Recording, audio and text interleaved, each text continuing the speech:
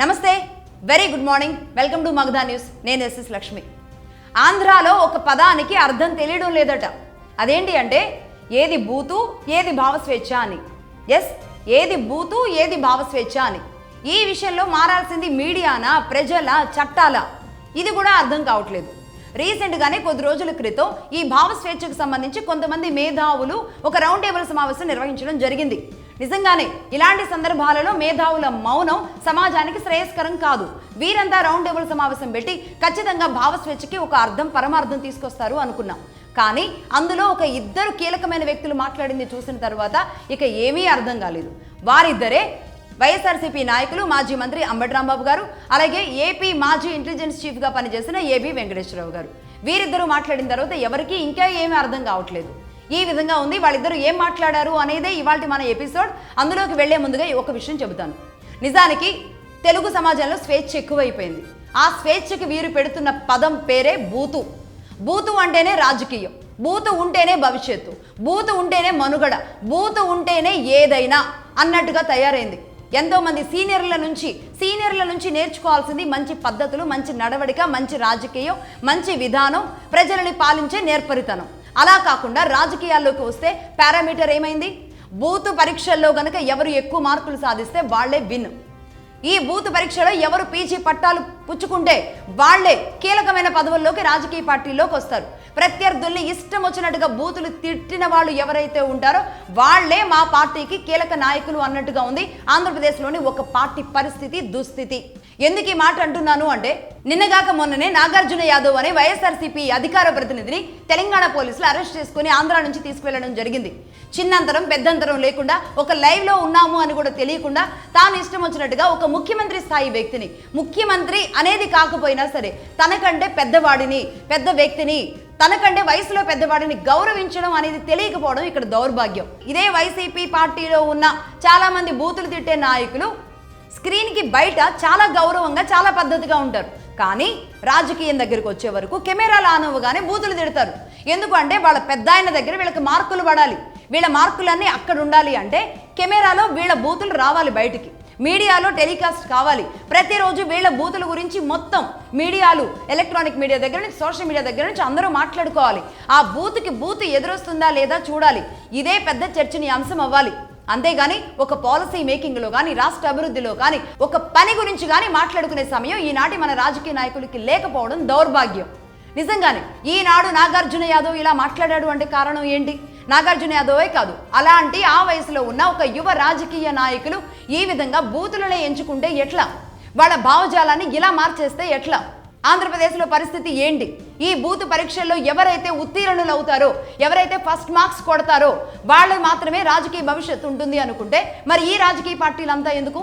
ఏ గ్రామాల్లోనో ఇంకా డీప్గా వెళితే కనుక వీళ్ళకంటే ఎక్కువ బూతులు మాట్లాడగలిగిన వాళ్ళు చాలామంది ఉన్నారు గ్రామాల్లో. వాళ్ళనే తీసుకొచ్చి చట్టసభల్లో కూర్చోబెడితే వాళ్ళు మీకంటే ఎక్కువ బూతులు తిట్టగలుగుతారు. ఈ మాత్రం దానికి మీ చదువులు ఎందుకు, మీకు ఎన్నికలు ఎందుకు, మీకు గెలిపించడం ఎందుకు? నేనైతే ఇది అడుగుతున్నాను. బూతుకి భావస్వేచ్ఛకి చాలా వ్యత్యాసం ఉంది అనేది నేను చెబుతున్నాను. కాదు బూతే భావస్వేచ్ఛ, భావస్వేచ్ఛ బూతు అంటే కనుక ఇక ఎవరు ఏం చేయలేరు. అందులో భాగంగా అంబటి రాంబాబు గారు ఏం మాట్లాడారో ఒకసారి చూద్దాం. ఈ యుద్ధంలో, ఈ సమాజంలో, ఈ ఆధునిక సమాజంలో రావణుడే గెలుస్తాడు, గెలిపిస్తాం అని ధైర్యంగా ముందుకు వెళ్ళవలసినటువంటి బాధ్యత మన మీద ఉందని మనం చేస్తున్నాం. ఇది అంబటి రాంబాబు గారు మాట్లాడుతుంది. నిజంగానే ఈ ప్రశ్న జోసెఫ్ మాట్లాడింది ఆయనకి బూతుల్లాగా ఆనలేదు అంటే ఏంటి అర్థం? ఈ వైఎస్ఆర్సీపీ పార్టీ నాయకుల బూతులు పెద్ద పెద్ద యూనివర్సిటీలో పిహెచ్డీ చేసినట్టుగా ఉంటాయి కాబట్టి ఈ ప్రశ్న జోసెఫ్ మాట్లాడింది బూతుల్లాగా కనిపించడం లేదు. చిన్న పసిపసి బూతులు, ఇవన్నీ చిన్న చిన్న ఎల్కేజీ బూతులు అనమాట. అవన్నీ పిహెచ్డీ బూతులు కాబట్టి ఇవి అసలు బూతులే కాదు. కాబట్టి ఇతడి మీద ఉపాకేసు పెట్టకూడదు. రాముణ్ణి, సీతమ్మని తిడితేనే ఉపాకేసు పెట్టేస్తారా అని మాట్లాడుతున్న అంబటి రాంబాబు గారు ఇదే ఆంధ్రప్రదేశ్లో నిల్చుని ఒక మేధావుల సదస్సులో మేము ఈసారి రావణుణ్ణే గెలిపిస్తాం, మాది రావణుడి పక్షం అని డిక్లరేషన్ ఇచ్చారు. అంటే ఇది వైసీపీ ఇచ్చిన డిక్లరేషన్గా చూడాలా? జగన్మోహన్ రెడ్డి గారు ఇచ్చిన డిక్లరేషన్గా చూడాలా? అంటే 2029 ఎన్నికలు రాముడు, కూటమిలో ఉన్న రాముడికి, ఈరోజు వైసీపీలో ఉన్న రావణుడికి మధ్య జరిగే ఎన్నికలుగా చూడాలా? రాముడు మాకు దేవుడు, సరే దేవుడు అనే విషయాన్ని కూడా పక్కన పెడదాం. కానీ రాముడు ఇదే భారతదేశానికి చక్రవర్తి. ఆయనకి గౌరవం ఇవ్వాలా వద్దా? ఈ రోజు రామరాజ్యం కాకుండా, రామస్ఫూర్తి కాకుండా ఏ ఒక్క అడుగు కూడా భారతదేశంలో నడవదే. ఈరోజు రాజ్యాంగంలో కూడా రామస్ఫూర్తితోనే మన ఫండమెంటల్ రైట్స్ లిఖించుకున్నామే. అలాంటి రామరాజ్యం కాదు, రావణ రాజ్యం రావాలి, రావణ పక్షమే మా పక్షం అని అంబటి రాంబాబు గారు మాట్లాడుతుంటే, ఇదే ఆంధ్రప్రదేశ్లో ఉన్న బీజేపీ నాయకులు ఏం చేస్తున్నారు? కేసు ఫైల్ చేయకుండా. ఇదే ఆంధ్రప్రదేశ్లో ఉన్న హిందూ సంఘాలు ఏం చేస్తున్నారు? నిజానికి ఈయన మీద ఏం కేసు పెట్టాలి? ఎలాంటి కేసు పెట్టాలి? రావణుడు కావాలి అని ఏకంగా ఒక ఆంధ్రప్రదేశ్లోని ఒక మాజీ మంత్రి ఒక పార్టీ తరపున ఒక రౌండ్ టేబుల్ సమావేశంలో మాట్లాడారు అంటే ఇది ఎంత పెద్ద నేరం. కంప్లైంట్ కూడా ఎవరికి ఇవ్వాలి అంటే భారత ఎలక్షన్ కమిషన్కి ఇవ్వాలి. భారత ఎలక్షన్ కమిషన్ దృష్టిలో ఇది పెట్టాలి, వారికి నేరుగా కంప్లైంట్ ఇవ్వాలి. ఆంధ్రప్రదేశ్లో అధికారంలో ఉన్న కూటమి ప్రభుత్వం కంప్లైంట్ ఇస్తుందా, లేదంటే ఎవరైనా స్వచ్ఛందంగా ప్రజలు ఇస్తారా, బీజేపీ ఇస్తుందా, హిందూ సంఘాలు ఇస్తారా, ఎవరైనా ఇవ్వండి. కానీ భారత ఎలక్షన్ కమిషన్కి వైఎస్ఆర్సీపీ పార్టీ మీద కంప్లైంట్ ఇవ్వాల్సిన అవసరం ఉంది. ఎందుకంటే ఏ పార్టీ రిజిస్ట్రేషన్ జరిగే క్రమంలో అయినా సరే భారత ఎలక్షన్ కమిషన్ దగ్గర వాళ్ళు ఒక అండర్టేకింగ్ అఫిడవిట్ అనేది ఇస్తారు. ఒక అండర్టేకింగ్ అఫిడవిట్ ఉంటుంది. అదేంటి అంటే భారతదేశ సాంస్కృతిక, ప్రజాస్వామిక సార్వభౌమాధికారాన్ని, అలాగే ఈ దేశ మత విశ్వాసాలని కాపాడుతామని, దేశ అభివృద్ధిలో ప్రజాస్వామిక విలువలని కాపాడుతూ దేశ గౌరవాన్ని ఇనుమడించేలాగా మా వ్యవహార శైలి, మా పార్టీ విధానం, మా మున్ముందు మా చర్యలన్నీ ఉంటాయి అని చెప్పేసి ఒక అఫిడవిట్ అండర్టేకింగ్ అనేది భారత ఎలక్షన్ కమిషన్ దగ్గర ఇవ్వడం జరుగుతుంది. తద్వారానే వీళ్ళ పార్టీ రిజిస్ట్రేషన్ అనేది జరుగుతుంది. అది ఏ పార్టీకైనా సరే. ఈ రోజు మరి భారతదేశ మత విశ్వాసాలని, భారతదేశ సార్వభౌమాధికారాన్ని వీటన్నింటినీ ఉల్లంఘిస్తూ విచ్చలవిడిగా ఈ రోజు మత విద్వేషాలు రెచ్చగొట్టేలాగా మాకు రావణుడే కావాలి అని ఒక వైసీపీ పార్టీ మాట్లాడింది అంటే దీని గురించి కంప్లైంట్ ఇవ్వాలా లేదా ఎలక్షన్ కమిషన్కి ఒకసారి ఆలోచించండి. ఈ అంబటి రాంబాబు గారు ఆంధ్రప్రదేశ్లో రావణ రాజ్యాన్ని స్థాపిస్తాను అని ఇంత బాహాటంగా మాట్లాడుతున్నారు అంటే ఏమనాలి దీన్ని? మరి భావస్వేచ్ఛ అనాలా, భావ దారిద్ర్యం అనాలా, బరి తెగింపు అనాలా? అంటే వైఎస్ఆర్సీపీ స్టాండ్ ఇదే అని అంబటి రాంబాబు గారు చెప్పారు. ఇది భావస్వేచ్ఛ, బరి తెగింప, ఇక ప్రజలే ఆలోచించుకోవాలి. అలాగే ఇదే వైఎస్ఆర్సీపీ పార్టీ ఏం చేస్తుంది? పొన్నవోలు సుధాకర్ రెడ్డి గారు, ఆయన వైఎస్ఆర్సీపీ పార్టీ సమయంలో ఆయన అడ్వకేట్ జనరల్గా ఉన్నారు. అంటే గవర్నమెంట్ పక్షాన వాదించే అడ్వకేట్గా ఉన్నారు. ఈ రోజు ఆయన ఆ పార్టీకి పర్సనల్ లీగల్ సెల్ కన్వీనర్గా ఉన్నారు. అలాగే వీళ్ళ పార్టీలకు సంబంధించి ఒక పర్సనల్ అడ్వకేట్గా కూడా ఉన్నారు. తమ పార్టీ లీగల్ సెల్ కన్వీనర్ అని ఓపెన్గా రాముణ్ణి తిట్టిన వ్యక్తి పట్ల న్యాయ సహాయం అందించండి అని కోరుతూ పంపించారు. అంటే జగన్మోహన్ రెడ్డి గారు ఆంధ్రప్రదేశ్ రావణ కాష్టం కావాలి, రావణ రాజ్యం రావాలి అని కోరుకుంటున్నారు. ఇన్నాళ్ల పాటు అదే చేశారు. కాకపోతే ఇన్నాళ్ళు ముసుగులో ఉండి చేశారు. ఇప్పుడు ఈ బూత్కి, ఈ భావస్వేచ్ఛకి రెండింటికి మధ్య గతంలో ఒక గీతన్నా ఉండేది. ఇప్పుడు ఆ గీతని చెరిపేసేసి బాహాటంగా ఓపెన్ అయిపోయారు. కనీసం 2029 కన్నా ప్రజలకు అర్థమయ్యేలాగా చేశారు. ఇప్పటికైనా మీ భావజాలాలు బయట పెట్టారు. ఇక ఆలోచించుకోవాల్సింది ఇదే వైఎస్ఆర్సీపీ పార్టీలో ఉన్న హిందువులు. ఇదే వైఎస్ఆర్సీపీ పార్టీలో ఉన్న హిందువులే ఆలోచించుకోవాలి. ఇంత ఓపెన్ అయిపోయి రాముణ్ణి, సీతమ్మని తిట్టిన వ్యక్తిని ఈ రోజు సపోర్ట్ చేస్తుంది వైసీపీ పార్టీ అంటే గనక అందులో ఉన్న హిందువులు ఆలోచించుకోవాలి అని నేను చెబుతున్నాను. ఇక్కడే ఇంకొంతమంది మేధావులు కూర్చొని మాట్లాడుతున్నారు. ఇది భావస్వేచ్ఛకు సంకెళ్ళు అంట, అలాగే ఇది హక్కులను కాలరాయడం అంట. జోసెఫ్ మీద కేసు పెట్టడం అంటే భావస్వేచ్ఛకు సంఖ్యల్లో హక్కులు కాలరాయడం. ఈ బూతులు తిట్టిన వాళ్ళకి హక్కులు కాలరాయడం అని ఎవరైనా అంటారా అసలు? ఈరోజు అక్కడ కూర్చున్న మేధావులు మాట్లాడుతున్నారంటే ఏమనుకోవాలి? నేను ఇప్పుడు ఒకటి గుర్తు చేస్తున్నాను అక్కడ కూర్చున్న వాళ్ళందరికీ. ఇదే 2020-2021 మధ్య సమయంలో రఘురామకృష్ణరాజు గారు ఒక సిట్టింగ్ ఎంపీ, వైఎస్ఆర్సీపీ పార్టీ నాయకులుగా సిట్టింగ్ ఎంపీగా ఉన్న రఘురామకృష్ణరాజు మీద ఇదే జగన్మోహన్ రెడ్డి గారిని తిట్టారు అని చెప్పి ఆయన మీద రాజద్రోహం కేసు పెట్టారా లేదా? రాజద్రోహం కేసు పెట్టారా లేదా? ఎక్కడి నుంచి? ఢిల్లీ నుంచి హైదరాబాద్కి, హైదరాబాద్ నుంచి ఆంధ్రాకి పరుగులు పెట్టించారా లేదా? ఆయన్ని అరెస్ట్ చేసి గుండెల మీద కూర్చొని పిడిగుద్దులు గుద్ది కాళ్ళు కమిలిపోయేలాగా కర్రలతో కొట్టి చిత్రహింసలు పెట్టారా లేదా? రాజద్రోహం అనే కేసు పెట్టి ఈ విధంగా చిత్రహింసలు పెట్టిన మరి ఒక సిట్టింగ్ ఎంపీ పక్షాన ఇక్కడ కూర్చున్న ఈ రౌండ్ టేబుల్లో కూర్చున్న మేధావులు ఎవరైనా వచ్చి మాట్లాడారా? రాముడు ఈ భరత నేలకు చక్రవర్తి కాబట్టి, అలాంటి చక్రవర్తిని దూషించాడు కాబట్టి ఇతను అరెస్ట్ చేయాలని మేము అంటున్నాం. సరే, మా దేవుడు, మా మనోభావాలు అదంతా పక్కన పెడదాం. ఆయన ఈ భరత నేలని మొత్తాన్ని పాలించిన రాజు కాబట్టి, చక్రవర్తి కాబట్టి, అలాంటి చక్రవర్తిని దూషించినప్పుడు ఇతను అరెస్ట్ చేయాలి అని మేము డిమాండ్ చేస్తున్నాం. అదే మా రాజ్యాంగం కూడా చెబుతోంది. మరి జగన్మోహన్ రెడ్డి గారు ఏమని రాజద్రోహం కేసు పెట్టారు రఘురామకృష్ణరాజు గారి మీద? అంటే జగన్మోహన్ రెడ్డి గారు కూడా ఈ భారత నేలకు ఏమైనా చక్రవర్తా? అసలు నిజానికి నేను చెబుతున్నా, సీఎం అనే పదవి, ముఖ్యమంత్రి అనే పదవి భారతదేశంలోకి ఎంటర్ అయ్యి ఎన్నాళ్ళయింది? 75 సంవత్సరాలు. జస్ట్ 75 ఇయర్స్ ఒక ఆంధ్రప్రదేశ్కి ముఖ్యమంత్రిగా పనిచేసిన వ్యక్తి సరిగ్గా ఏడాది కూడా గడవక ముందే ఒక మీ పార్టీలోని మీ ఎంపీ ఏదో తిట్టాడు అని చెప్పేసి రాజద్రోహం కేసు పెట్టేశారే. ఒక రాజుగా ఆంధ్రప్రదేశ్లో ఒక రాజుగా మీరు ఫీల్ అయ్యి ఈ రాజు మనోభావాలు దెబ్బతిన్నాయని ఒక సిట్టింగ్ ఎంపీ మీద ఇలా కొట్టించేలాంటి తీవ్రమైన దుష్పరిణామాల వరకు మీరు వెళితే మాత్రం ఇది తప్పు కాదు. మా రాముడిని తిట్టిన వాడి మీద కేసు పెడితే మాత్రం వీళ్ళందరికీ పొడుచుకొచ్చింది. అదే హిందువులను ఎవరైతే దూషిస్తారో వాళ్ళ పక్షానే ఉంటారు వీళ్ళందరూ. హిందూ మత వ్యతిరేకులు వీళ్ళంతా. ఏమైపోవాలి అసలు హిందూ మతం ఇంకా అర్థం కావట్లేదు. ఇక నెంబర్ 3 ఏబి వెంకటేశ్వరరావు గారు ఆంధ్రప్రదేశ్ మాజీ ఇంటెలిజెన్స్ చీఫ్గా పనిచేశారు, ఐపీఎస్ అధికారిగా పనిచేశారు. ఈ వేదికను ఆయన కూడా పంచుకున్నారు. మేధావుల మౌనం సమాజానికి మంచిది కాదు, శ్రేయస్కరం కాదు, కాబట్టి ఇలాంటి వేదికల్లో మాట్లాడాలి, వెళ్ళడం కూడా మంచిదే, దాన్ని ఎవరు తప్పు పట్టడం లేదు. ఆ సందర్భంలో ఆయన ఏమంటున్నారు, జోసెఫ్ మాట్లాడింది పెద్ద తప్పేం కాదు, దానికోసం అని యుపా లాంటి పెద్ద కేసు పెట్టాలా? సరే, అతడు మాట్లాడింది తప్పైనా సరే ఇంత పెద్ద కేసు పెట్టాల్సినంత అవసరం లేదు. ఈ రోజు ప్రభుత్వ దమనకాండకి దమన నీతికి నిదర్శనమే జోసెఫ్ మీద కేసు పెట్టడం అని మాట్లాడుతున్నారు. సరే, అక్కడి వరకు జోసెఫ్ కోసం నిలబడ్డారు అంటే బానే ఉంది. కానీ ఆ తర్వాత ఏమంటున్నారు, హిందూ మతాన్ని అంట ప్రశ్నించడం ద్వారానే సంస్కరణలు మొదలయ్యి ఆ సంస్కరణల ద్వారానే హిందూ మతం ఇక్కడి వరకు వచ్చింది అని చెబుతున్నారు. అలాగే రామకృష్ణ పరమహంస, అలాగే ఈశ్వర్ చంద్ర విద్యాసాగర్, పెరియార్, త్రిపురనేని రామస్వామి చౌదరి, ఇలాంటి కొంతమంది పేర్లను వాళ్ళు ఏ విధంగా సంస్కరించుకుంటూ వచ్చారు అనేది ఆయన ఓటంకించారు. ఇక్కడ దీనికి నేను సమాధానం చెప్పాలనుకుంటున్నాను ఏబి వెంకటేశ్వరరావు గారికి. ఒక డీజీపీ స్థాయి, అలాగే ఇంటెలిజెన్స్ చీఫ్గా పనిచేసిన స్థాయి వరకు వెళ్ళిన వెంకటేశ్వరరావు గారికి చెప్పేంత పెద్దదాన్ని అయితే నేను కాదు. కానీ ఆయన అన్నట్టుగా ఈశ్వర్ చంద్ర విద్యాసాగర్ గారు కానీ, రామకృష్ణ పరమహంస కానీ, పెరియార్ కానీ, లేదు అంటే త్రిపురనేని రామస్వామి చౌదరి గారు కానీ, ఇలా మీరు ఊటంకించిన దాదాపుగా ఒక 10 పేర్లు ఏవైతే ఉన్నాయో వాళ్ళు జోసెఫ్ ఒకటేనా? మీరు చెబుతున్న ఈ ప్రశ్న జోసెఫ్ వాళ్ళంతా కూడా ఒకటేనా? ఎలా మాట్లాడుతున్నారు? వాళ్ళంతా సంస్కరణలు చేశారు, వాళ్ళు ఖచ్చితంగా సంఘ సంస్కర్తలే, వాళ్ళు సంస్కరణవాదులే. ఆ విధంగా పనిచేసిన జోసెఫ్ని అలాగే వాళ్ళని తీసుకువెళ్ళి ఒకే గాడిన కట్టడం అంటే మీరు ఏం చేస్తున్నారు? మీ కృషి ఏంటి? అంటే జోసెఫ్ లాగా వాళ్ళు బూతులు తిట్టారా? సంస్కరణలు చేయడం అంటే జోసెఫ్ లాగా బూతులు తిట్టడమా? ఒక మతాన్ని ద్వేషించడమా? ఇవి ఇష్టం వచ్చినట్టుగా దేవీ దేవతలను దూషించడమా?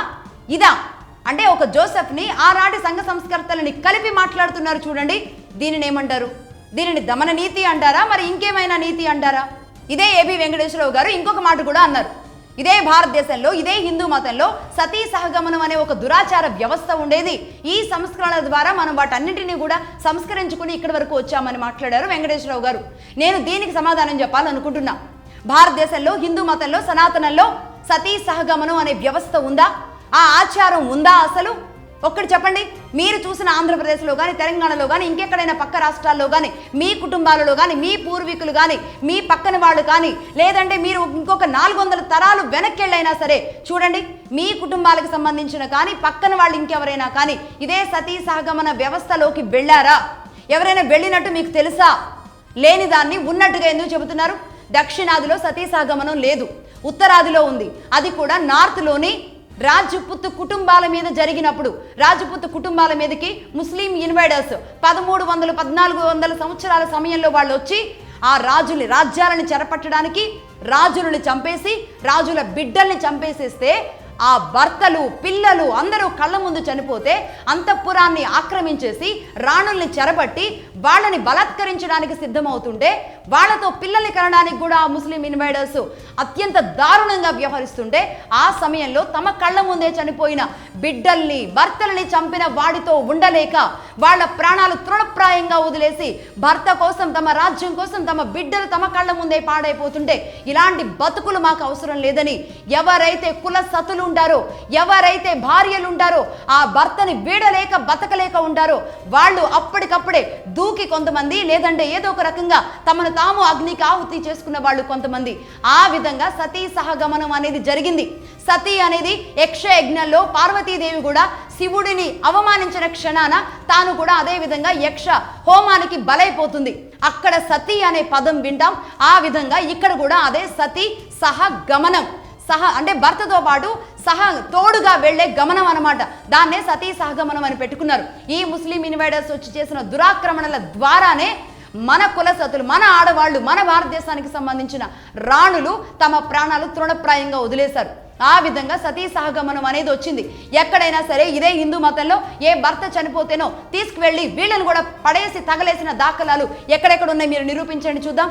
అంతఃపుర స్త్రీలను మత మార్పిళ్లు చేసి బలాత్కారాలు చేస్తే రక్షించే వాళ్ళు లేక తమను తాము రక్షించుకోక అగ్నికి ఆహుతైపోయారు మరి ఆనాటి మన మహిళలు. మరి దీని గురించి ఎవరైనా మాట్లాడతారా? ఈ కారణానికి, మీరన్న ఈ దురాచారానికి, ఈ మహిళలు ఇక్కడున్న వాళ్ళు అగ్నికి ఆహుతవడానికి కారణం ఎవరు?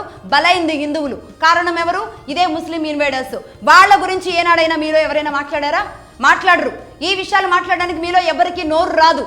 ఈ ముస్లిం ఇన్వేడర్స్ 1300, 1400 సంవత్సరం సమయంలో వాళ్ళు వచ్చి ఇలాంటి దాడులు చేయడం వల్ల మాకు ఇలాంటి గతి పట్టింది, మా ఆడవాళ్ళకి ఇలాంటి గతి పట్టింది అని ఏనాడైనా ఇదే ముస్లిం, ఇదే ఖురాన్ వీటి గురించి ఎవరైనా మీలో ప్రశ్నించారా? ఎవ్వరూ ప్రశ్నించరు. వాళ్ళ గురించి మాట్లాడడానికి మీకు ధైర్య సాహసాలు రావు. హిందూ మతం మాత్రం తేరగా ఉంది అని చెప్పి హిందూ మతం మీద విచ్చలవిడిగా మాట్లాడతారు. హిందూ మతం గురించి మాట్లాడేటప్పుడు, హిందూ మత సంస్కరణల గురించి మాట్లాడేటప్పుడు మీలో ఒక సంఘ సంస్కర్తవాది బయటకు వస్తూ ఉంటారు. అదేవిధంగా ఏ ఖురాన్ ముస్లిం గురించో లేదంటే ఏ బైబిల్ క్రిస్టియన్ గురించో మాట్లాడమంటే మాత్రం సెక్యులర్ వాది బయటకు వస్తూ ఉంటారు. వీళ్ళకి ద్వంద్వ ప్రమాణాలు, ద్వంద్వ వైఖరులు, ఇదే హిపోక్రసీ, ఇదే ద్వంద్వ వైఖరి, రెండు నాలుకల ధోరణి, ఇదే ఏబి వెంకటేశ్వరరావు గారికి నేను స్ట్రైట్గా సూటిగా సవాల్ విసురుతున్నాను. మనందరం కూర్చుందాం, రౌండ్ టేబుల్ సమావేశం మగధ ఆధ్వర్యంలో నిర్వహిస్తాం. హిందూ మతం మీద పెడదాం, ఖురాన్ మీద పెడదాం, బైబిల్ మీద పెడదాం. 3 గ్రంథాలని పక్కన పెట్టి ఎందులో దురాచారం ఉందో, ఎందులో దురాచారం ఉందో దేన్ని సంస్కరించాలో దాన్ని సంస్కరిద్దాం. మీరు సిద్ధమా?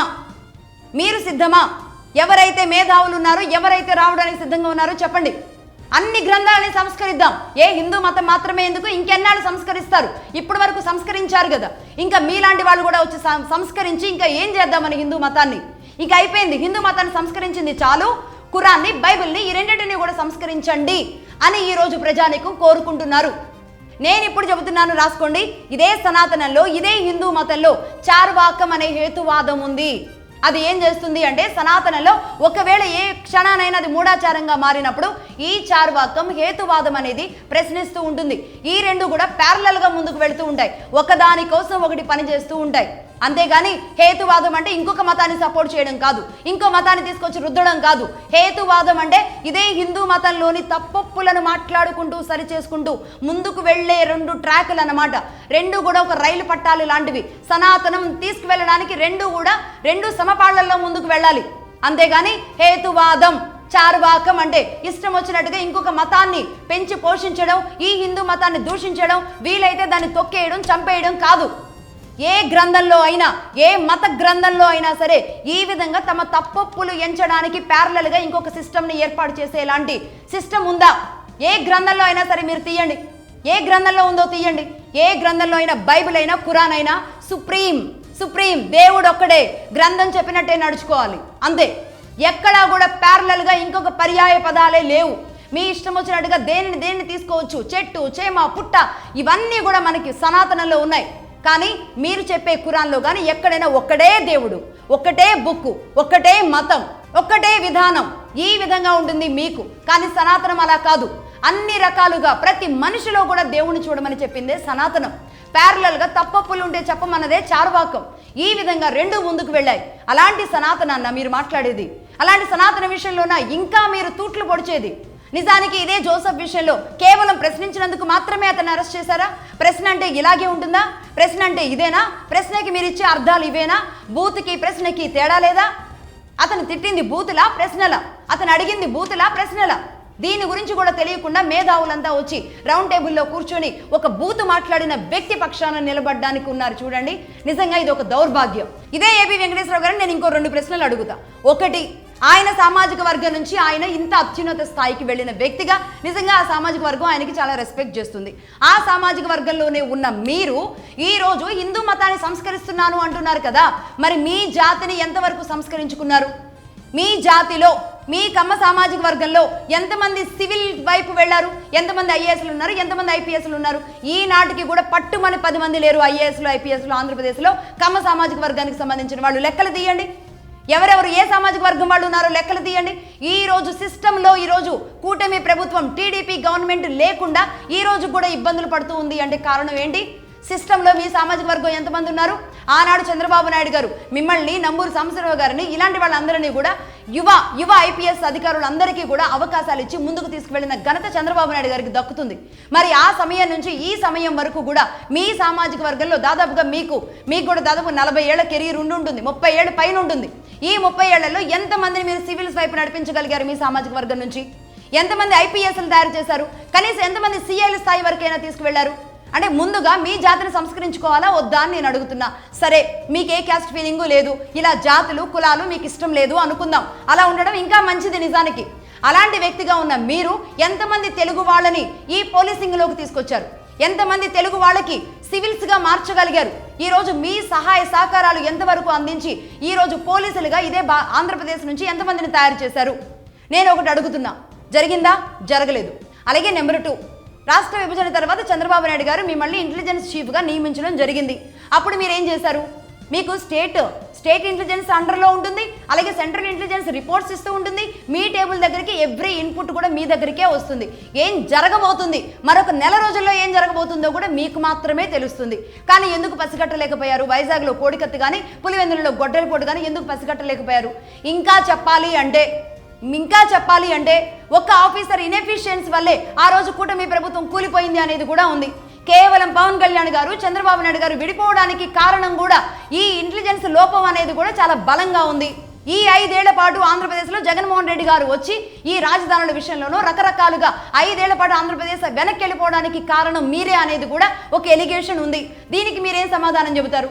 అంటే మీరు చేసే పనులను సంస్కరించుకోవాల్సిన అవసరం లేదు, ఏ ఖురాన్నో ఏ బైబిల్లో సంస్కరించాల్సిన అవసరం లేదు, హిందూ మతాన్ని మాత్రమే సంస్కరించడానికి మీరంతా వచ్చి అక్కడ కూర్చున్నారు. నిజంగా సరే, వాళ్ళందరూ కూర్చున్నారు అంటే ఒక ఎత్తు. ఒక మేధావిగా, ఒక గౌరవప్రదమైన వ్యక్తిగా ఇన్నాళ్ళు మిమ్మల్ని అందరూ కీర్తిస్తూ వచ్చారు. ఏబి వెంకటేశ్వరరావు గారు అంటే ఆంధ్రప్రదేశ్లో ఒక రెస్పెక్ట్ ఉంది. ఎందుకంటే 5 ఏళ్ల పాటు ఒక వైసీపీ పాలనలో మీరు ఎన్నో బాధలు పడ్డారు, ఎన్నో అగచాట్లు పడ్డారు, ఎన్నో తూట్లు పడిపించుకున్నారు. ఈ విధంగా మీ పదవికి మీరు దూరం అయ్యారు. మీ అమౌంట్ కూడా మీకు రాకుండా, మీ శాలరీ కూడా మీకు ఇవ్వకుండా ఎన్ని ఇబ్బందులు పెట్టాలో అన్ని ఇబ్బందులు పెట్టారు. అలాంటి ఏబి వెంకటేశ్వరరావు గారు అనే ఒక గౌరవప్రదమైన వ్యక్తి ఆ మీటింగ్లో అంబటి రాంబాబు గారు పక్కన కూర్చున్నారు. చూడండి, ఎవరైతే మిమ్మల్ని తూట్లు పొడిచారో వాళ్ళ పక్కన కూర్చొని ఈ రోజు హిందూ మతాన్ని సంస్కరిద్దాం, ప్రభుత్వానికి వ్యతిరేకంగా పోరాడదాం, ఇది ప్రభుత్వ దమన నీతి, ప్రభుత్వ దమనకాండ అని మాట్లాడుతున్నారు. చూడండి, ఇది ఆంధ్రప్రదేశ్ దౌర్భాగ్యమైన పరిస్థితికి కారణం. ఈ విధమైన పరిస్థితులకి కారణం అంటే చంద్రబాబు నాయుడు గారికి మీకు మధ్య ఎన్ని డిఫర్స్ అయినా ఉండొచ్చు, ఎన్నైనా ఉండొచ్చు. అది ఏ విధంగా, మీకు ఏదైనా సీట్ ఇస్తానని ఆయన ఇవ్వకపోతే అది మీరు గొడవలు పడాలి. కానీ అది ఆంధ్రప్రదేశ్ మీద ఈరోజు బూతులు మాట్లాడే జోసెఫ్ లాంటి వాళ్ళని ప్రోత్సహించేలాగా మీ గౌరవప్రదమైన స్థానాన్ని తగ్గించుకోవడం కరెక్ట్ కాదు అని చెప్పడం నా ఉద్దేశం. ఇక్కడ జోసెఫ్ మాట్లాడింది బూతులా, అడిగింది ప్రశ్నలా? జోసెఫ్ అడిగింది ప్రశ్నలా, మాట్లాడింది బూతులా? చెప్పండి మీరే. అంటే మీరు బూతుని సమర్థిస్తున్నారా, ప్రశ్నను సమర్థిస్తున్నారా? బూతు ప్రశ్న ఆంధ్రప్రదేశ్లో ఒకటే అంటారా? మా కృష్ణా జిల్లా భాష ఇలాగే ఉంటుంది, బూతులు ప్రశ్నలు అన్ని కలగలిసి ఉంటాయి అనేది పోనీ ఏమైనా డిక్లరేషన్ ఇస్తారా కృష్ణా జిల్లా నుంచి మీరంతా కలిసి? ఇదే ఇప్పుడు చెబుతున్నాను. ఆంధ్రప్రదేశ్ ప్రజలకు, రాజకీయ నాయకులు కూడా, చదువుకున్న వాళ్ళకి కొన్ని వ్యత్యాసాలు ఉంటాయి. ఒకవేళ నిజంగానే మీకు బూతులు వస్తే అది కెమెరాల ముందో, నలుగురు ముందో, గౌరవప్రదమైన వ్యక్తుల ముందో, మీ పిల్లల ముందో, మీ నెక్స్ట్ భవిష్యత్తు రాజకీయ యువకులు ఎవరుంటారో వాళ్ళ ముందో దయచేసి మాట్లాడకండి. మీరు ఏం పంచిన వాళ్ళు అవుతారు అంటే ఈ బూతులు, ఈ దరిద్రపు సంస్కారాన్ని పంచిన వాళ్ళు అవుతారు, సంస్కారహీనుల్ని చేస్తారు ఈరోజు అలాంటి వాళ్ళని. మీరు మాట్లాడాలనుకుంటే మీరే మాట్లాడుకోండి, అంతేగాని ఎక్కడైనా సరే ఇదే బూతుల సంస్కృతిని తీసుకువెళ్తాము అంటే కనుక సమాజానికి శ్రేయస్కరం కాదు. ఇదే పవన్ కళ్యాణ్ గారు ఎంత సంస్కారంగా మాట్లాడారు, మొన్న ఎంత నిజాయితీగా మాట్లాడారు. తూకం వేసినట్టు మాట్లాడండి, కొంచెం కూడా ఇటు అటు బెసకొద్దు, బూతులు మాట్లాడొద్దు ఎవరు అని ఇదే పవన్ కళ్యాణ్ గారు చెప్పారా లేదా? ఇక చంద్రబాబు నాయుడు గారి గురించి అయితే చెప్పాలా? క్రమశిక్షణ అంటూ సొంత పార్టీ నాయకులనే పీక్కు తింటారనే క్రమశిక్షణ విషయంలో ఎవరు బూతులు మాట్లాడినా, ఇదే టీడీపీలో ఇంకొంతమంది ఉన్నారు, ఒకళ్ళు ఇద్దరు మాట్లాడినా సరే దానివల్ల ఎంత డ్యామేజ్ అయింది అదే పార్టీ. బూతులు మాట్లాడినప్పుడు ఎంత డ్యామేజ్ అవుతారు. టీడీపీ నుంచి అలాంటి బూతులు మాట్లాడిన వాళ్ళు వచ్చినప్పుడు ఆ ఎఫెక్ట్ ఎవరికి పడుతుంది? చంద్రబాబు నాయుడు గారికి పడుతుంది. కాబట్టి దాన్ని తగ్గిస్తూ వచ్చారు. ఇదే జగన్మోహన్ రెడ్డి గారు ఎంతమందికి వార్నింగ్ ఇచ్చారు చెప్పండి? ఈ బూతులు తిట్టిన వాళ్ళలో ఎవరికి వార్నింగ్ ఇచ్చారు? జోగి రమేష్ గారు ఇష్టం వచ్చినట్టుగా చంద్రబాబు నాయుడు గారిని ముసలి కుక్క నక్క, పవన్ కళ్యాణ్ గారిని పెళ్ళిళ్ళు ఇష్టం వచ్చినట్టు మాట్లాడితే ఇదే స్టేజ్ మీద జనాలంతా ప్రజలంతా టీవీలంతా చూస్తూ ఉండగా జోగి రమేష్ని దగ్గరకు పిలిచి భుజం తట్టారు. అంటే ఏంటి? బాగా దూసుకు వెళ్ళు, ఈ బూతులను పెంపొందించు, బూతుల రాజ్యాన్ని చేయి ఆంధ్రప్రదేశ్ని అని చెప్పడమా ఆ రోజు? మరి ఆ రోజు ఎవరైనా ప్రశ్నించారా? ఇదేం సంస్కృతి అని ఎవరైనా మాట్లాడారా? మరి ఈ రోజు ఇదే అంబటి రాంబాబు గారు మీ పక్కన కూర్చొని మాకు రావణ రాజ్యం కావాలంటున్నారు. ఇదే ఏపీ వెంకటేశ్వరరావు గారు పక్క నుండి పుల్లలు ఎగదోస్తున్నారు. అంటే ఏం చేద్దామని రాష్ట్రాన్ని రావణ కాష్టం చేయాలనుకుంటున్నారా? నేను ఫైనల్గా ఒకటి చెబుతున్నాను, ఆంధ్ర ప్రజలు కానీ రాజకీయ పార్టీ నాయకులు కానీ ఎవరైనా బాధ్యతతో కూడుకున్నటువంటి నిర్మాణాత్మకమైన సలహాలు, సూచనలు, సద్విమర్శలు ఏవైతే ఉంటాయో అవి మాత్రమే ప్రశ్నలుగా క్రోడీకరించబడతాయి, అవి మాత్రమే ప్రశ్నలుగా కన్సిడర్ చేయబడతాయి. ఇష్టం వచ్చినట్టు బూతు తిట్టి బూతే మా ప్రశ్న అంటే కనుక అవి ఖచ్చితంగా ఈరోజు రాజద్రోహం, ప్రతి బూతికి ఒక రాజద్రోహం కేసు పెట్టండి. అది సొంత పార్టీ వాళ్ళైనా సరే, పక్క పార్టీ వాళ్ళైనా సరే, అసలు ఈ పార్టీలకి సంబంధం లేకుండా ఈ సోషల్ మీడియాలని వాడుకొని విచ్చలవిడిగా రెచ్చిపోతున్న వాళ్ళైనా సరే, అది మెసేజ్ల రూపంలో కావచ్చు, మాటల రూపంలో కావచ్చు, బూతులు తిట్టేవాళ్ళు ఎవరైతే ఉంటారో ఒక నిర్మాణాత్మక ప్రతిపక్ష పాత్ర, ఒక నిర్మాణాత్మక విమర్శ, సూచన, సలహా, సద్విమర్శ ఈ విధంగా ఉండాలి. కానీ విచ్చలవిడితనం శ్రేయస్కరమా? ఏబీ వెంకటేశ్వరరావు గారినే అడుగుతున్నా. అక్కడున్న వాళ్ళల్లో మేధావులు, ఆ స్థానానికి వెళ్ళొచ్చిన వ్యక్తి కాబట్టి ఆయన్నే అడుగుతున్నాను నేను. Right, that's all for now.